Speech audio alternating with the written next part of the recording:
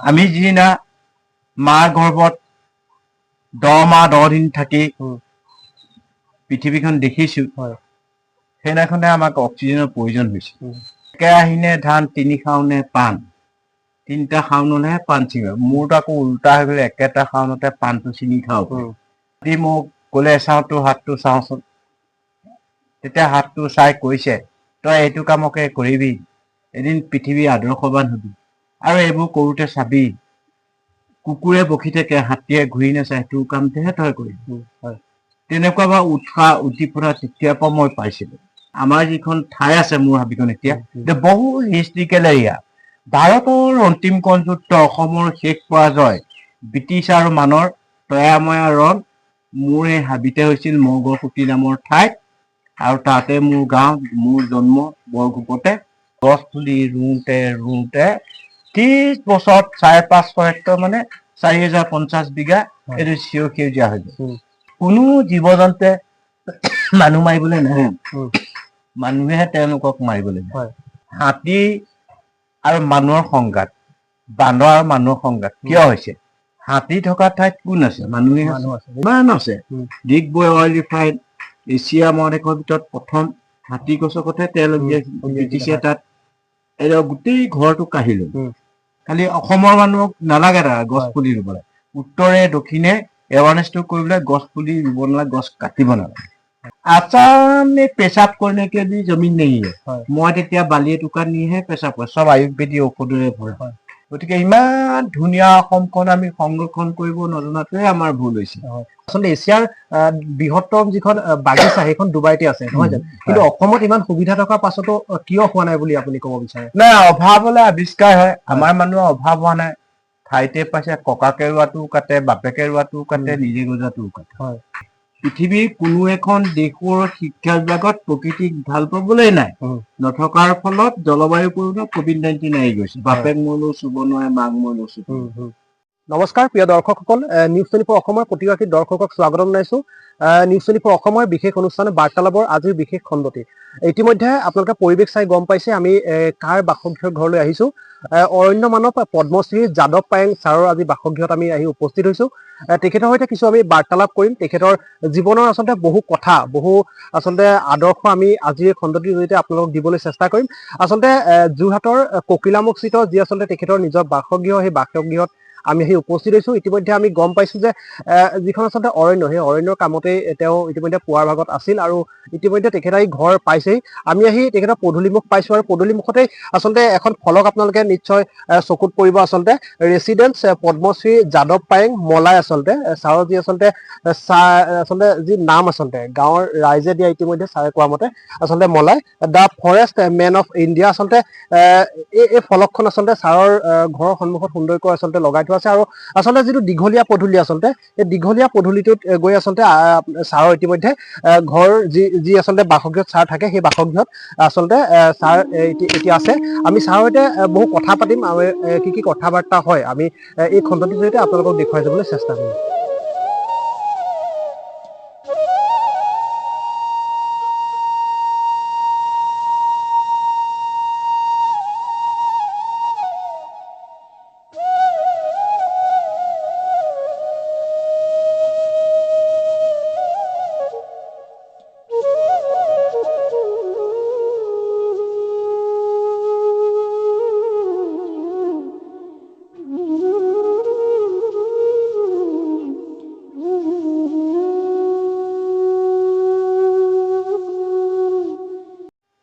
নমস্কাৰ প্ৰিয় দৰ্শকসকল, নিউজ 24 অসমৰ বাৰ্তালাপৰ বিশেষ খণ্ডটিলৈ আজি আপোনালোক সকলোকে স্বাগতম জনাইছোঁ।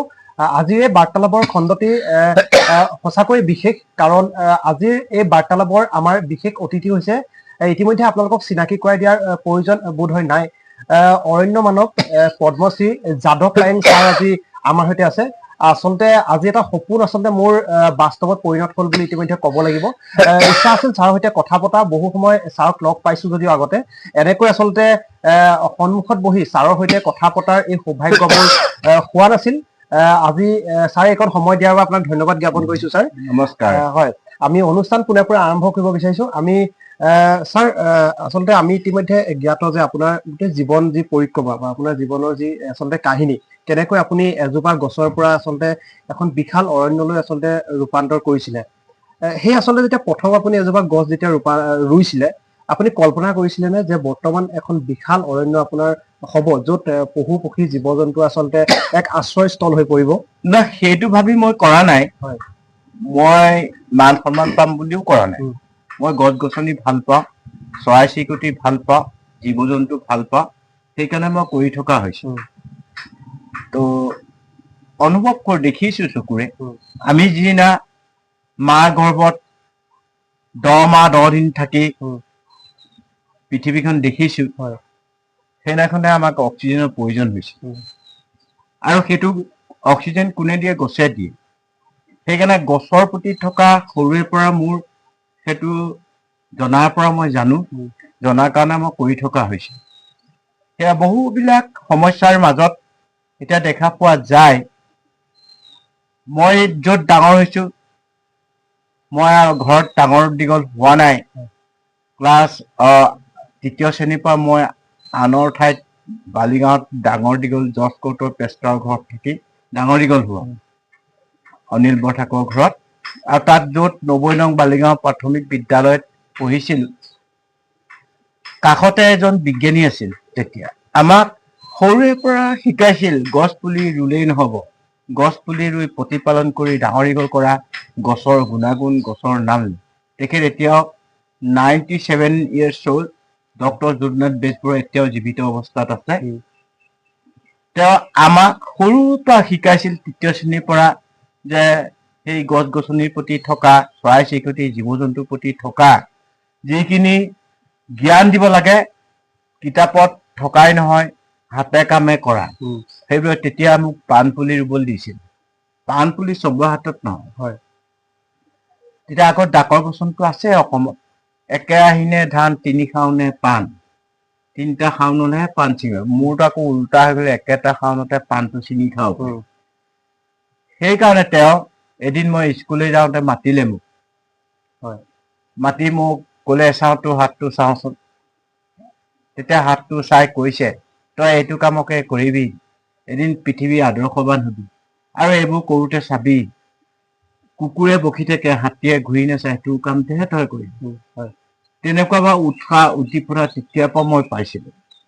79ত যেতিয়া প্ৰলয়ংকৰী বানপানী হ'ল, আমাৰ যিখন ঠাই আছে মোৰ হাবিখন এতিয়া বহু হিষ্ট্ৰিকেল এৰিয়া, ভাৰতৰ অন্তিম কণযুদ্ধ, অসমৰ শেষ পৰাজয়, ব্ৰিটিছ আৰু মানৰ তয়াময়া ৰণ মোৰ এই হাবিতে হৈছিল, মগৰসুঁতি নামৰ ঠাইত। আৰু তাতে মোৰ গাঁও, মোৰ জন্ম বৰগোপতে। আৰু তাত মই দেখিছিলো ব্ৰিটিছৰ সৰুৰে পৰা ব্ৰিটিছৰ জাহাজ ঘাট, ঢাকা হৈ কলিকতা হৈ বস্তু অনা নিয়া কৰে। উজনি অসমৰ প্ৰথম ৰেল ষ্টেচন যোৰহাট JPR-টো আছিল। আৰু তালৈকে ৰেলৱে লাইনটো আছিল, বস্তুবোৰ দি JPR ৰাখে আৰু তাৰ পৰা ডিষ্ট্ৰিবিউচন কৰিছিল আপাৰ আছাম। দুৰ্ভাগ্যবশতঃ 1965 চনৰ পৰা 1970 চনৰ ভিতৰত আমাৰ এই ককিলামুখৰ পৰা 10 কিলোমিটাৰ গৰাখহনীয়া, এই আমাৰ গাঁও মগৰসুঁতি জাহাজ ঘাট আৰু সেইবিলাক ৰেলৱে লাইনটো ব্ৰহ্মপুত্ৰত জাগ। তেতিয়া মই সেই 90 নং বালিগাঁও প্ৰাথমিক বিদ্যালয় দিছৈকাক বামুণগাঁৱৰ অনিল বৰঠাকুৰৰ ঘৰত থাকি মই তাত পঢ়িছিলো। এতিয়া মই য'ত পঢ়িছিলো, তেওঁলোকৰ তাত সেইবোৰ বিষয়ে বহু অভিজ্ঞতা থকা, জ্ঞানৰ বিকাশ। সেই সময়ত বালিগাঁওখন বহুত মানে উচ্চ শিক্ষিতৰ আৰু জ্ঞানৰ বিকাশ। তাতে বহু বিজ্ঞানী আছে, ডক্তৰ আছে, ইঞ্জিনিয়াৰ আছে। এটাইবোৰ পাইছিলো আৰু তেওঁলোকৰ পৰা সেইবোৰ দিহা পৰামৰ্শ দি যিখিনি উৎসাহ উদ্দীপনা দিলে মোক কৰিবলৈ আৰু 79ত যেতিয়া প্ৰলয়ংকৰী বানপানী হ'ল, চীন দেশৰ পৰা আহি বহু জাবৰ জোঁথৰ, অৰুণাচল প্ৰদেশৰ পৰা সেই 10 কিলোমিটাৰ য'ত খৰাই লৈ গৈ সেইবোৰ শুকান বালি হ'ল দম। তাতে শতাধিক হাঁহ পাইছিল। আৰু আগত জেঠ মাহত 12 ঘৰ মাৰিছিল। সেই বছৰ 23 ঘৰ মাৰিছিল, যাৰ বালি উত্তাপত সাপবোৰৰ মৃত্যু হৈছিল। সাপৰ মৃত্যুৰ বেদনাই মোক সেই হাবিখন গছ গছনি ৰুবলৈ উৎসাহ উদ্দীপনা, সাপ নমৰিবৰ কাৰণে কি ব্যৱস্থা হ'ব অন্তত সোমাই গৈছিল। তেতিয়া 5 কিলোমিটাৰ আঁতৰত দেউৰী সম্প্ৰদায় আইতা ককাহঁতৰ ঘূৰিলৈ গলো, তেওঁলোকক সুধিলো এই যে সাপবোৰ মৰিল, সাপ নমৰাৰ কিবা ব্যৱস্থা আছেনে? তেওঁলোকে তেতিয়া কৈছিল বিশ্বৰ আটাইতকৈ ওখ ঘাঁহটো ৰুবলৈ কৈছে। মই তেতিয়া বুজি পোৱা নাই, মোৰ তেতিয়া বয়স 13-14 বছৰ বয়স আছিল, আৰু তেওঁলোকে বুজাইছিল বিশ্বৰ আটাইতকৈ ওখ ঘাঁহটো হ'ল বাঁহ। বাঁহ ৰুলে ছাঁ হ'ব, ছাঁ হলে সাপ নমৰিব, আৰু তই গছ পুলি গৈ থাক। তেওঁলোকে 50টা বাঁহৰ মুৰা 25টা বাঁহ দিছিল। সাপ মৰা ঠাইতে তাত মানে 50টা মাটি কলহ কিনি আনি তাত ফুটা কৰি 5 দিনৰ মূৰে মূৰে পানী দি বাঁহ লহপহকৈ গৈছিল, আৰু যিবোৰ গুটি আহিছিল সেইবোৰ গছ পুলি ৰুওঁতে 30 বছৰত 550 হেক্টৰ মানে 4050 বিঘা এইটো সেউজীয়া হৈ গ'ল। যেতিয়া সেই গছ গছনিবোৰ হৈ গ'ল, শতাধিক হৰিণ আহিল, হৰিণ অহাৰ লগে লগে ঢেকীয়াপতীয়া বাঘ আহিল, বাঘ অহাৰ লগে লগে বিলুপ্ত পৰ্যায়ৰ শকুন আহিল, হাতী আহিল, গড় আহিল। এতিয়া সেই হাবিখনত গোটেই জীৱ জন্তুৰে ভৰা। এতিয়া এই ৰিচেণ্টলি এসপ্তাহৰ ভিতৰত 2টা গড়ে পোৱালি দিছে। সেইকাৰণে তেনেকুৱা বিলাক তেতিয়া অনুভৱ কৰো তাক। ছাৰ আপুনি জীৱ জন্তু বিলাকৰ সৈতে কিবা বাৰ্তালাপ কৰে নেকি? বাৰ্তা মানে তেওঁলোকৰ আচাৰ ব্যৱহাৰ বিলাক জানো। কোনো জীৱ জন্তুৱে মানুহ মাৰিবলৈ নাহে, মানুহেহে তেওঁলোকক মাৰিবলৈ যায়। সেইকাৰণে তাত থকা জীৱ জন্তুবোৰ বহুত ভাল, মানে তাহাঁতে নিজৰ খাদ্যটো খাব, আৰু বাঘেটো পোৱালি দিলে মানে ঢেকীয়াপতীয়া বাঘে পোৱালি দিলে মানুহৰ আশ্ৰয় দি পোৱালি দিয়ে, কিয়নো তাৰ মতা পোৱালিটোক মতা বাঘটোৱে মাৰি পেলায়। সেইকাৰণে 25 কিলোমিটাৰ মান আঁতৰত মতা বাঘটো এৰি থৈ মানুহৰ আশ্ৰয় পোৱালি দিয়ে। এইকাৰণে দিয়ে মানুহৰ পৰা খাবলৈ পাব, গৰু ম'হ খাবলৈ পাব, পোৱালি ডাঙৰ দীঘল। যেতিয়া পোৱালি দুটাই চিকাৰ কৰিব পাৰিব, তেতিয়া মানে মাকে এৰি আকৌ মতা বাঘ ধৰে। এই তেনেকুৱা বিলাক তাহাঁতৰ পৰা শিকো। আৰু আচলতে ছাৰ মানুহক আচলতে ইতিমধ্যে বিভিন্ন সময়ত পোৱা যায় আচলতে পশু পক্ষীতকৈ আচলতে বিশ্বাসযোগ্য প্ৰাণী, বা আচলতে মানুহে যদি কিবা শিকিব লাগে পশু পক্ষীৰ পৰা আচলতে বেছি শিকিব লাগে, নহয় জানো? হাতী অন্তৰ্যামী। তেওঁ তুমি কি কৰিছা আগতে গম পায়, সৰবজান। সেইকাৰণে হাতী আৰু মানুহৰ সংঘাত, বান্দৰ আৰু মানুহৰ সংঘাত কিয় হৈছে? হাতী থকা ঠাইত কোন আছে? মানুহে আছে। নিশ্চয়। বান্দৰ থকা ঠাইত কোন আছে? বান্দৰে খাই বুলি এতিয়া মানুহৰ ঘৰত ফল মূলো নোৰোৱা হ'ল। তেতিয়াতো বান্দৰ মানে মানুহৰ নাখায়, কাৰ খাব? আৰু 33 কোটি দেৱতাই মানুহলৈ আশা কৰে। ধৰক বাঘটো দুৰ্গা পূজা পালন কৰে, ছাগলীটো বুলি মানুহে খায়, বাঘকটো দিবলৈ নাযায়। আৰু বিশ্বকৰ্মা পূজাই হওক বা গণেশ পূজাই পালন কৰক, বুট মাহ কলটো মানুহে খায়, কিন্তু হাতীটোক দিবলৈ নাযায়। 33 কোটি দেৱতাৰ নাম লৈ মানুহে খাওঁতে খাওঁতে মানুহে 100 গ্ৰাম খায়, কিন্তু এটা হাতীয়ে দিনে 3 কুইণ্টেল ঘাঁহ 90 লিটাৰ পানী খায়। তাত কিমান জেগা লাগিব?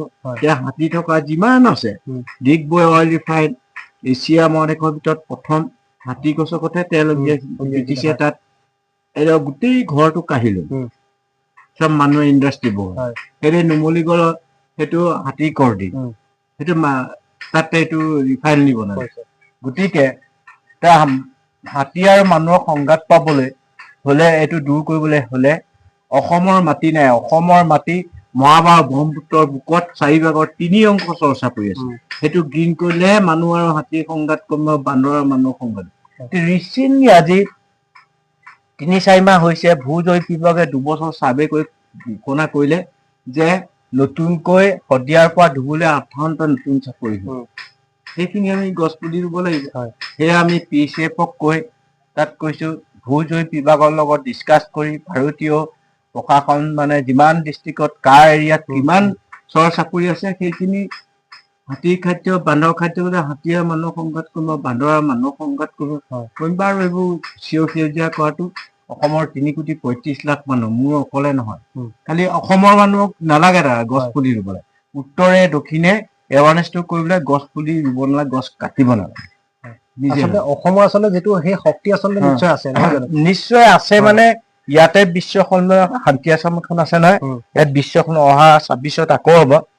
তেওঁলোকে বিশ্বৰ বিভিন্ন প্ৰান্তৰ ফকীবাৰীত কৈছে আসাম में पेशाब करने के लिए जमीन नहीं है মই তেতিয়া বালি এটুকা নিহে পেচাব কৰে চব আয়ুৰ্বেদিক ঔষধেৰে ভৰা আৰু উত্তৰ পূৰ্বাঞ্চলৰ ভিতৰত চিপাত্ৰ অসমখনে আছে আয়ুৰ্বেদিক ঔষধ থকা নাই ইয়াতে ৱাইল্ড এনিমেল আৰু চৰাই চিৰিকটি থাকে বাকীবোৰ ৰাজ্যত সেইবোৰ দেখিবলৈ পোৱা নাযায় গতিকে ইমান ধুনীয়া অসমখন আমি সংৰক্ষণ কৰিব নজনাটোৱে আমাৰ ভুল হৈছে আচলতে স্যাৰ বাহিৰত যেতিয়া কেতিয়াবা ফুৰিব যোৱা হয় ডুবাই বা তেনেকুৱা আচলতে ঠাইবিলাকত দেখিবলৈ পোৱা যায় আচলতে গছৰ পুলিত আচলতে গছৰ গুৰিত আচলতে চেলাইন দিয়া বা পাইপেৰে পানী যোগান ধৰি আচলতে এক সুন্দৰ আচলতে এছিয়াৰ বৃহত্তম যিখন বাগিচা সেইখন ডুবাইতে আছে নহয় জানো কিন্তু অসমত ইমান সুবিধা থকাৰ পাছতো কিয় হোৱা নাই বুলি আপুনি ক'ব বিচাৰে নাই অভাৱ হলে আৱিষ্কাৰ হয় আমাৰ মানুহৰ অভাৱ হোৱা নাই ঠাইতে পাইছে ককাকে ৰোৱাটো কাটে বাপেকে ৰোৱাটো কাটে নিজে গজাটোও কাটে হয় কটাৰ বিনিময় আমি কাটিব জানো কিন্তু ৰুব জানিব কটা প্ৰতিপালন আৰু শিক্ষা বিভাগত নাই পৃথিৱীৰ কোনো এখন দেশৰ শিক্ষা বিভাগত প্ৰকৃতিক ভাল পাবলৈ নাই নথকাৰ ফলত জলবায়ু পৰিৱৰ্তন COVID-19 আহি গৈছে বাপেক মৰিলেও চুব নোৱাৰে মাক মৰিলেও চুব সেইকাৰণে তেতিয়া দেখা পোৱা যায় সেই সময়ৰ ধৰ্মগুৰুসকল শংকৰদেৱে হওক মাধৱদেৱে হওক যীশুখ্ৰীষ্টই হওক সজ্জন মহম্মদে হওক আৰু বুদ্ধদেৱে হওক তেওঁলোকৰতো চাৰ্টিফিকেট নাই তেওঁলোকে সেই সময়ত মানৱ সম্পদ গঢ়িবলৈ জ্ঞানৰ যিটো বিকাশ সেইটো দিছিল নপঢ়া নুশুনাকৈ চাৰ্টিফিকেট সমগ্ৰ বিশ্ব আজি লৈ আছে কিন্তু তেওঁলোকৰ সেই ধৰ্মগুৰুসকলৰ জ্ঞানবিলাক আমি এতিয়া উপলুঙা কৰিছো কৰাৰ ফলত তাৰ ফলটো আমি নিজেই পাইছো এই জলবায়ু পৰিৱৰ্তন COVID-19 সঘনাই বানপানী সঘনাই দুৰ্ভিক্ষ সঘনাই ক'ত কি হ'ব কোনেও ক'ব নোৱাৰে আৰু সেইকাৰণে চায়েন্স আৰু টেকনলজিয়ে বহুত ওপৰলৈ লৈ গ'ল কিন্তু প্ৰকৃতিৰ সাহিত্যক চেৰাই পেলাই যেতিয়া লৈ গ'ল পৃথিৱীলৈ ভাৰসাম্য হেৰাই গ'ল সেই কথাটো সকলোৱে জানে আৰু মই ভাবো এতিয়া আমাক লাগে উন্নয়ন টেকনলজিও লাগিব চব লাগিব কিন্তু পৃথিৱীৰ ভাৰসাম্যটো ৰক্ষা কৰি যিয়ে টেকনলজি ইউজ নকৰক সেইটো কৰিলে ভাল পাম আৰু এটা কথাই মনত ৰখা দৰকাৰ পৃথিৱীৰ 800 কোটি মানুহক এটাই অনুৰোধ কৰিছো প্ৰকৃতিক ভাল পাবলৈ শিকক সকলো সমস্যা দূৰ হ'ব আমি ধন্যবাদ জ্ঞাপন কৰিছো ছাৰক ইতিমধ্যে ছাৰৰ পৰা আমি বহু আচলতে কথা ইতিমধ্যে জানিলো আৰু আচলতে বহু কিছু কথা জানি কিন্তু আমি কিছু পৰিৱেশ আপোনালোকক দেখুৱাই ল'ব বিচাৰিছো ছাৰে আচলতে কেনেদৰে নিজৰ বাৰীখনত ব্যস্ত হৈ থাকে কেনেদৰে আচলতে প্ৰতিপাল কৰে আমি তাৰ কিছু দৃশ্যাংশ আমি দেখুৱাই ল'ব বিচাৰিছো